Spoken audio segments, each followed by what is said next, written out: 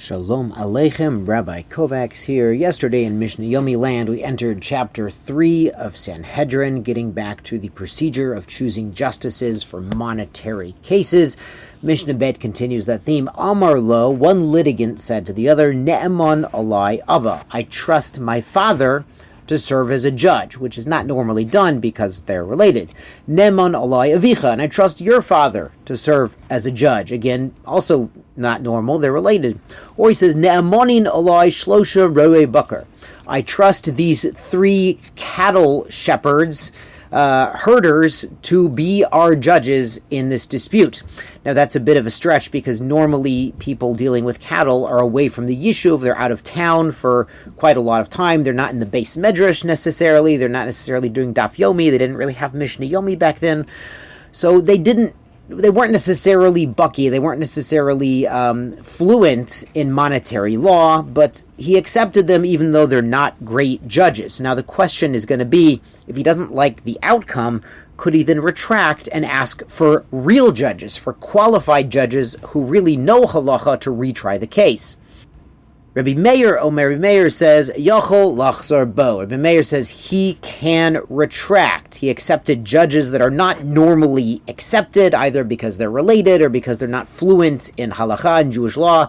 So after the case is done, he could say, you know what, let's do this over for real, in a real court, with real judges that aren't related to anybody. The Chachamim Amrim, the other sages disagree with Rabbi Meir. They say, Eino Yachol lachzor bo. He can't get out of it. He accepted these people as judges, even though they're not normally used as judges. He's stuck with the verdict that they issue. In a similar vein, hayachayev l'chavero shavua.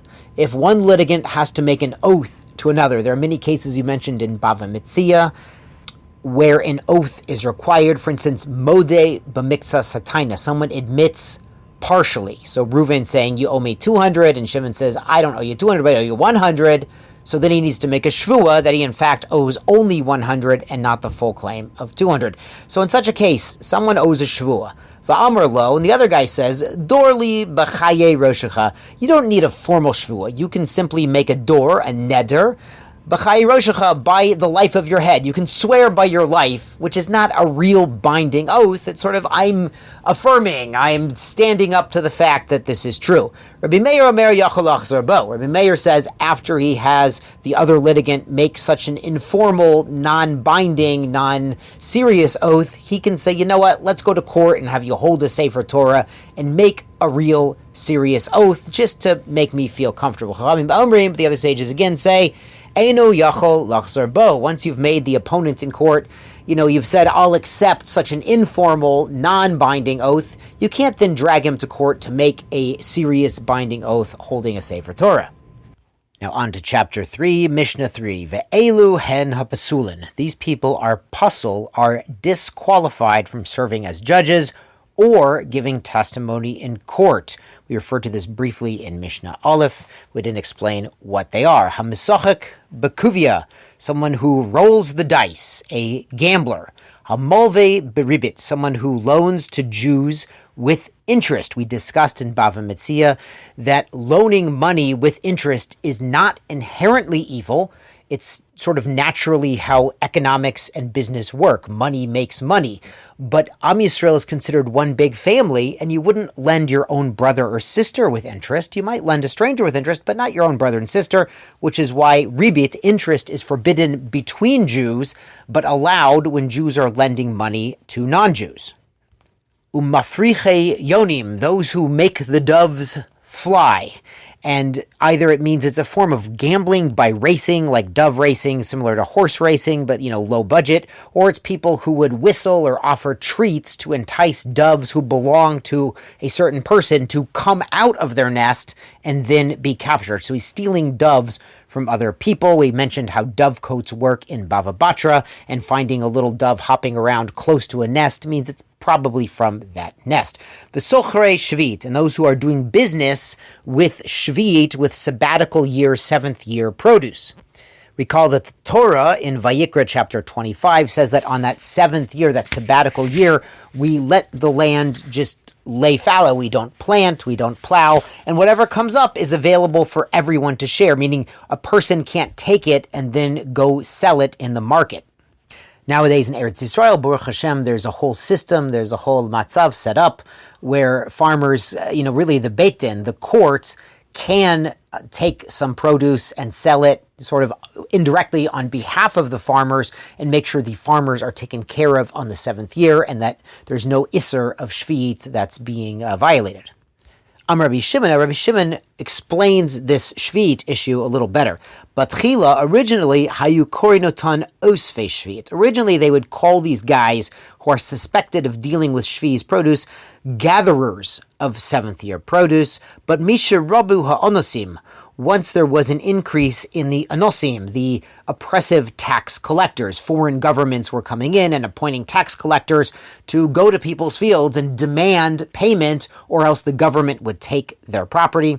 Hazur likrotan sochei shvit. So the Mishnah went back to say that the puzzle people are not osfei shvit, those gathering sabbatical produce, but sochei shvit, those who are actually selling and commercially doing transactions with shvit produce. The idea being the people who are simply gathering in their own field, even though their field should be hefker on shvit, but they're gathering a little bit of produce to set aside in case the tax collectors show up. They have to have something to give the tax collector or they lose their entire field and their livelihood.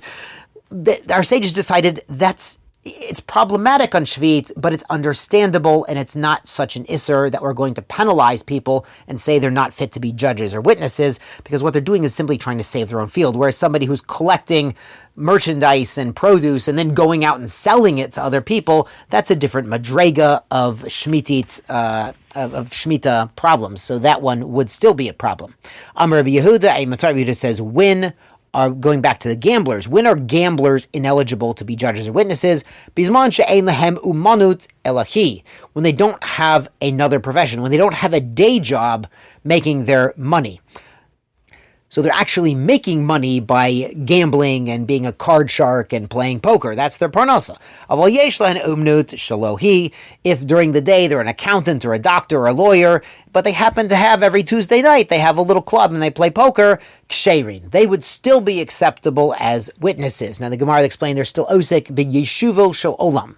They are still settling the world. People who are just gambling and, engaged in scalping money off of other people and, conning vulnerable people, they're not engaged in yishuv ha'olam. They're not settling the world. They're just ripping everybody off and gambling and making money that way. But somebody who has a day job and they're contributing to society and they happen to have a habit or a hobby or some buddies, that maybe it's not the best crowd, but they're their buddies from high school or yeshiva, that is something understandable because they're still part of a functional Jewish society. They're still adding to the bottom line.